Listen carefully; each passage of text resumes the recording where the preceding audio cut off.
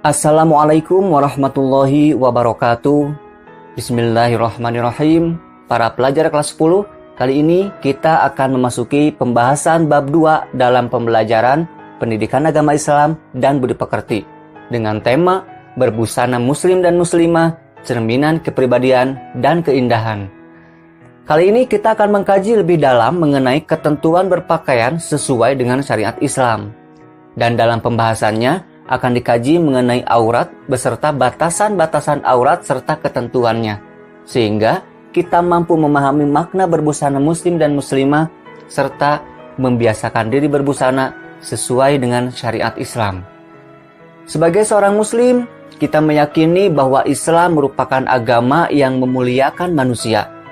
Hal tersebut tercermin dalam seluruh ajaran-ajarannya, diantaranya adalah perintah menutup aurat yang disebutkan oleh Allah Subhanahu wa Ta'ala sebagai tindakan menghias diri, sebagaimana firman-Nya dalam Quran surat Al-A'raf ayat 31. Wahai anak cucu Adam, pakailah perhiasan kalian pada setiap memasuki masjid.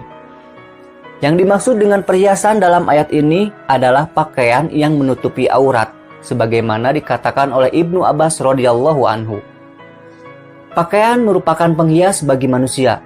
Ia juga merupakan tanda kemajuan sebuah peradaban serta lambang kesopanan. Sebaliknya, ketika tidak berpakaian, maka merupakan salah satu indikasi budaya masyarakat yang primitif, serta merosotnya derajat manusia hingga serendah hewan atau bahkan lebih hina dari binatang. Oleh karena itu, setan selalu menggoda manusia agar manusia menanggalkan pakaiannya dan tidak menutup auratnya.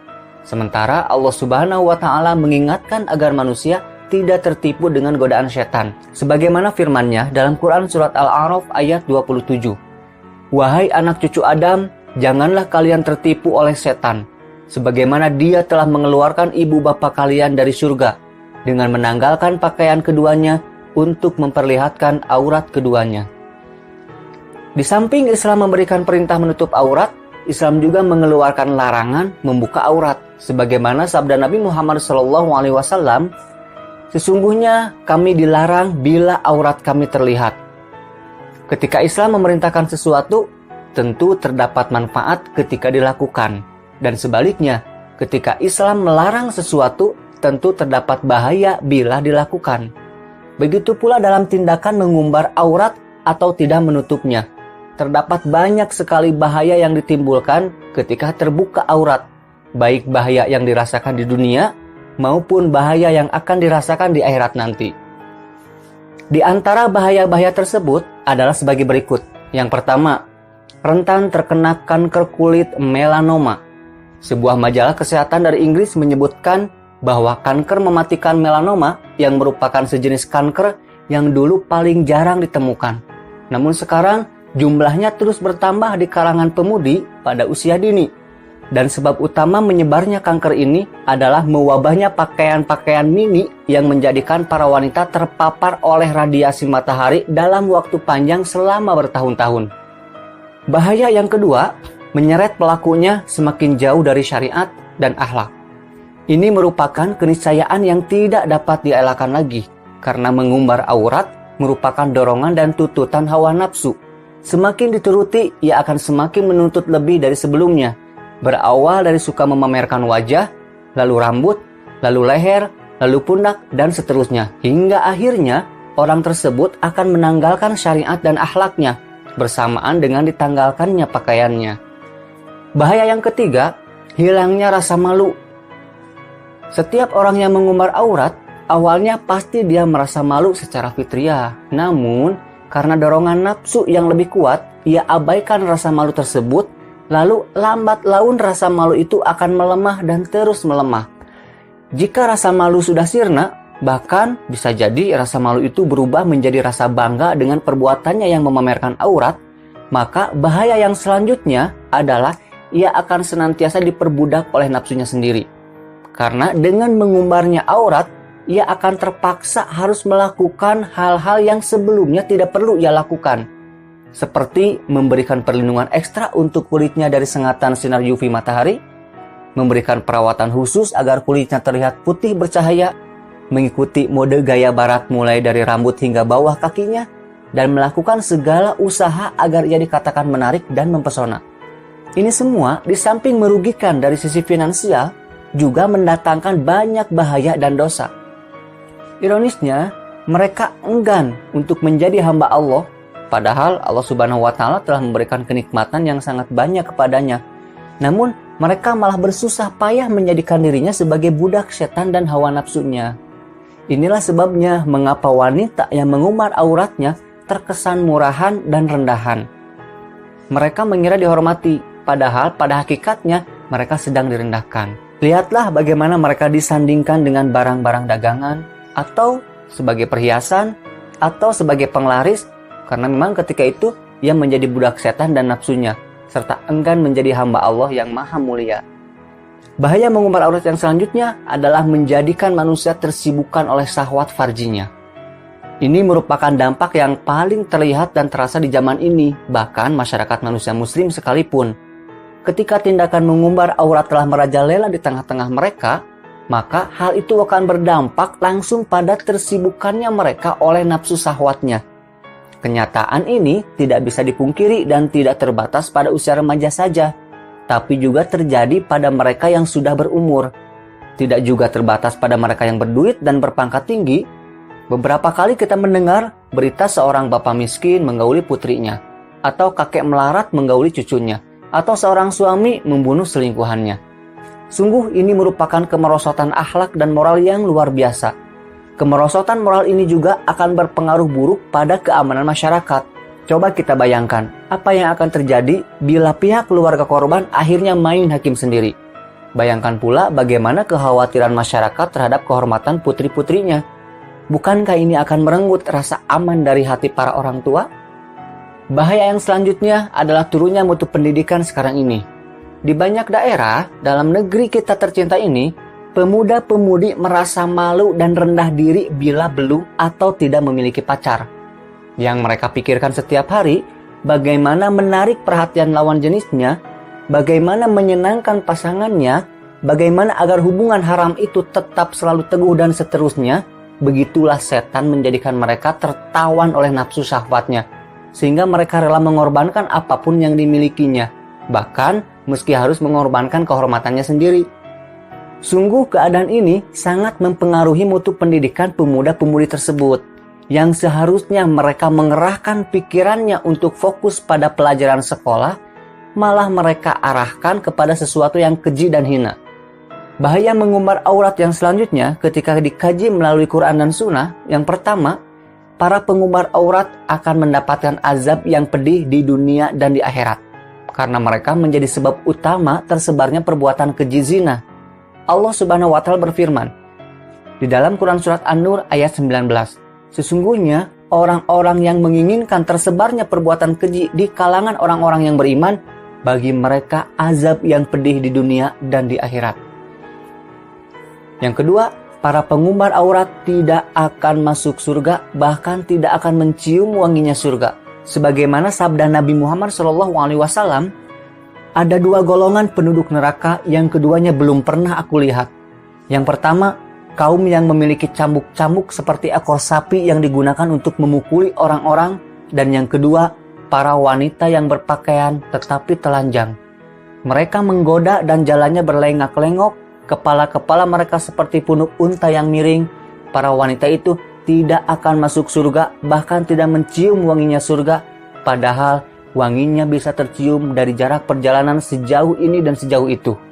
Bahaya yang ketiga, mengumbar aurat merupakan tindakan pamer maksiat. Padahal Nabi Muhammad SAW telah bersabda, seluruh umatku diampuni dosanya, kecuali mereka yang pamer dalam melakukannya. Dan bila maksiat itu tidak diingkari, ia akan mendatangkan azab bagi seluruh masyarakatnya. Karena Nabi Muhammad SAW bersabda, sungguh bila manusia melihat kemungkaran, tapi mereka tidak berusaha mengubahnya, maka Allah akan menurunkan hukuman bagi mereka semuanya. Sungguh banyak bahaya yang ditimbulkan oleh maksiat mengumbar aurat ini. Harusnya menjadikan kita semakin waspada dalam menjaga aurat kita, dan sepatutnya hal ini memotivasi kita untuk semangat dalam mengingatkan orang lain agar tidak terjerumus dalam perbuatan nista tersebut, atau agar tidak mengulanginya. Jika mereka menerima, maka itulah yang kita harapkan. Namun, jika nasihat kita tidak didengar, maka paling tidak kewajiban nahi munkar kita telah gugur. Sehingga kita akan selamat dari azab Allah dan kita akan mendapatkan pahala dari Allah Subhanahu wa taala. Para pelajar sekalian, selanjutnya kita akan membahas mengenai makna aurat itu sendiri. Aurat menurut bahasa artinya malu, aib, dan buruk. Menurut istilah dalam hukum Islam, aurat adalah batas minimal dari bagian tubuh yang wajib ditutupi karena perintah Allah Subhanahu wa taala. Adapun batas aurat bagi laki-laki, mayoritas ulama dari kalangan 4 mazhab berpendapat bahwa batasan aurat bagi laki-laki adalah antara pusar dan lutut. Hal ini berdasarkan keterangan dari baginda Nabi Muhammad SAW. Beliau bersabda, "Apa yang ada di bawah pusar sampai lutut itu adalah aurat." Hadis riwayat Ahmad dan Ad-Daruqutni. Batasan aurat bagi wanita, menurut hadis yang diriwayatkan oleh Ibnu Mas'ud bahwa Nabi Muhammad SAW bersabda, "Wanita adalah aurat. Manakala ia keluar rumah, maka setan akan menyambutnya atau membuatnya indah dalam pandangan laki-laki." Hadis riwayat At-Tirmidzi, Ibnu Husaimah, dan At-Tabrani. Berdasarkan keterangan hadis tersebut, semua ulama telah bersepakat bahwa wanita wajib menutup semua bagian tubuhnya kecuali wajah dan kedua telapak tangannya. Selanjutnya kita akan membahas makna jilbab dan busana muslimah. Secara etimologi, jilbab adalah sebuah pakaian yang longgar untuk menutup seluruh tubuh perempuan kecuali muka dan kedua telapak tangan. Dalam bahasa Arab, jilbab dikenal dengan istilah khimar. Dan dalam bahasa Inggris, jilbab dikenal dengan istilah veil. Selain kata jilbab, untuk menutup aurat perempuan dikenal pula istilah kerudung, hijab, dan sebagainya. Pakaian adalah barang yang dipakai seperti baju, celana, dan sebagainya. Dan dalam bahasa Indonesia, pakaian juga disebut busana. Jadi, busana muslimah artinya pakaian yang dipakai oleh perempuan-perempuan yang beragama Islam. Berdasarkan makna tersebut, busana muslimah dapat diartikan sebagai pakaian wanita Islam yang dapat menutup aurat yang diwajibkan agama untuk menutupinya. Gunanya untuk kemaslahatan dan kebaikan bagi wanita itu sendiri serta masyarakat dimanapun ia berada. Perintah menutup aurat sesungguhnya adalah perintah Allah Subhanahu wa taala yang dilakukan secara bertahap. Perintah menutup aurat bagi kaum perempuan pertama kali diperintahkan kepada istri-istri Nabi Muhammad SAW agar tidak berbuat seperti kebanyakan perempuan pada waktu itu. Maka Allah Subhanahu wa taala memerintahkan mereka untuk menutup aurat apabila hendak keluar rumah. Sebagaimana Quran surat Al-Ahzab ayat 59, "Hai Nabi, katakanlah kepada istri-istrimu, anak-anak perempuanmu dan istri-istri orang mukmin, hendaklah mereka mengulurkan jilbabnya ke seluruh tubuh mereka. Yang demikian itu supaya mereka lebih mudah untuk dikenal, karena itu mereka tidak diganggu. Dan Allah Maha Pengampun lagi Maha Penyayang." Dalam ayat ini Allah Subhanahu wa taala memerintahkan untuk memakai jilbab bukan hanya kepada istri-istri Nabi Muhammad SAW dan anak-anak perempuannya, tetapi juga kepada istri-istri orang-orang yang beriman. Dengan demikian, menutup aurat atau berbusana muslimah adalah wajib hukumnya bagi seluruh wanita yang beriman. Sebagaimana firman Allah dalam Quran surat An-Nur ayat 31. "Katakanlah kepada wanita yang beriman, hendaklah mereka menahan pandangan dan kemaluannya, dan janganlah mereka menampakkan perhiasannya kecuali yang biasa nampak darinya. Dan hendaklah mereka menutupkan kain kerudung ke dadanya, dan janganlah menampakkan perhiasannya kecuali kepada suami mereka, atau ayah mereka, atau ayah suami mereka, atau putra-putra mereka, atau putra-putra suami mereka, atau saudara-saudara laki-laki mereka, atau putra-putra saudara laki-laki mereka, atau putra-putra saudara perempuan mereka, atau wanita-wanita Islam, atau budak-budak yang mereka miliki, atau pelayan-pelayan laki-laki yang tidak mempunyai keinginan terhadap wanita, atau anak-anak yang belum mengerti tentang aurat wanita. Dan janganlah mereka menghentakkan kakinya agar diketahui perhiasan yang mereka sembunyikan. Dan bertobatlah kamu sekalian kepada Allah, hai orang-orang beriman, supaya kamu beruntung."